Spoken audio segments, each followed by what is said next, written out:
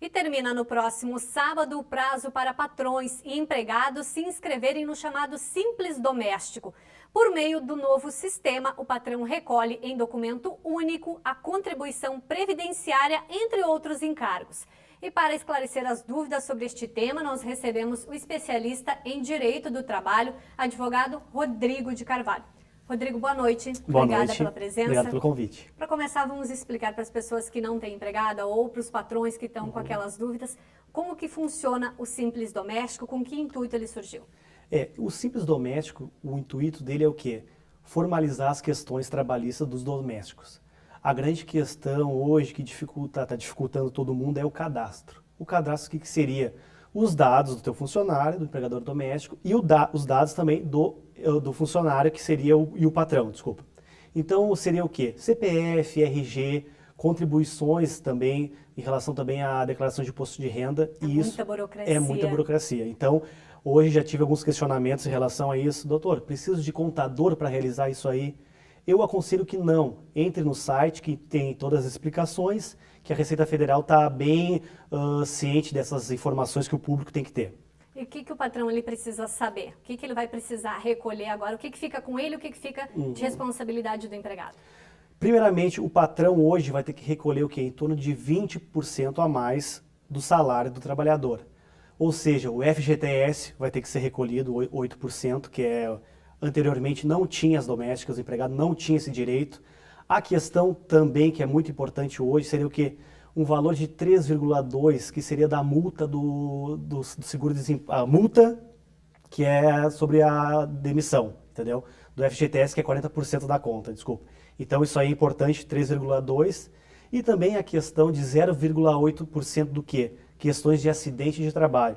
Por exemplo, o funcionário cai no trabalho, enfim, tem um fundo já retido para esse benefício do acidente de trabalho. Então são essas questões que levam um bom tempo até o público saber, mas até o dia 31 tem que fazer essa inscrição no site. E como que benefícios que traz esse programa, essa nova forma de recolhimento, que benefícios traz para o empregador e para o empregado?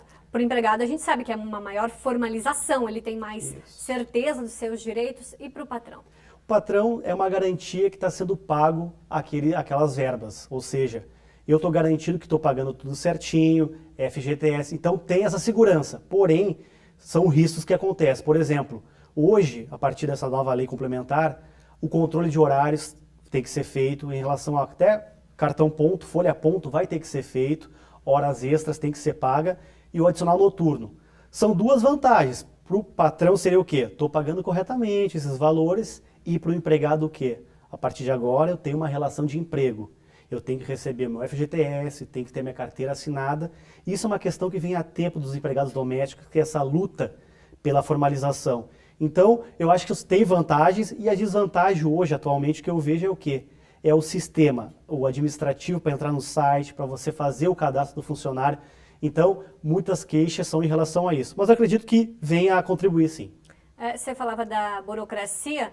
A gente tem aqui só, por exemplo, só para acessar o E-Social, que é o portal de cadastro, o empregador precisa ter CPF, data de nascimento, recibo das últimas 2 declarações do imposto de renda, o telefone, e-mail e mais todos os dados do empregador. Quer dizer, o aconselhável é que ele tenha todos esses dados em mão quando ele vai fazer o cadastro para facilitar. O que você vem aconselhando os patrões que te procuram? Eu aconselho ter todos esses dados, porque a partir do momento que você inserir os dados no sistema, você não precisa fazer mais nada, entendeu?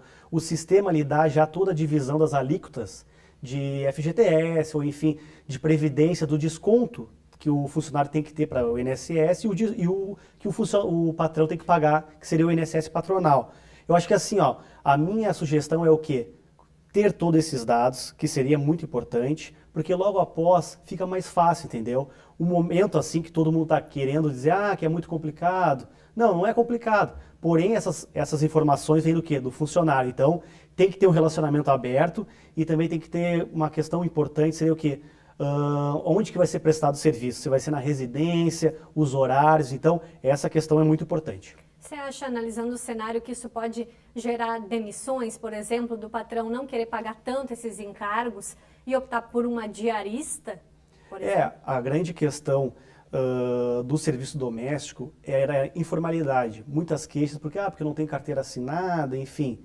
Por um lado, esse sistema vai o quê? Vai onerar o patrão, ou seja, 20% a mais da contribuição, do que ele pagava para o funcionário. Mas é uma segurança para ele também. É uma segurança. Eu falo para os meus clientes, ou enfim, todo mundo me questiona, é necessário fazer esse cadastro porque tem uma segurança.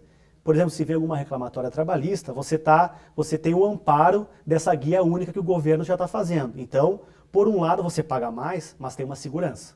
Bom, e todo o cadastro, todas as informações, todos os dados são via site, né? Pelo portal do E-Social. O site eu entrei hoje, está bem acessível. É porque o pessoal fica meio, entre aspas, apavorado porque não tem ainda conhecimento.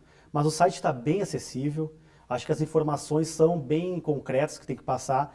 E é só o primeiro momento. A partir que fez o cadastro, você bota só o valor da remuneração do seu funcionário e o sistema dá tudo discriminado. Então, um sistema inteligente. É muito mais fácil. Perfeito. Tem que correr, então, que o prazo acaba agora sábado, né? Sábado acaba o prazo e a partir do dia 1º de novembro a guia já está disponível. Ou seja, você tem um funcionário cadastrado, coloca o valor da remuneração e o sistema dá discriminado. FGTS, INSS. Então, vale a pena um pouco de esforço, porque depois fica muito mais fácil. E quem se atrasar pode pagar multa? Quem se atrasar, por exemplo, não fazer o pagamento, a multa é de 0,33 ao dia.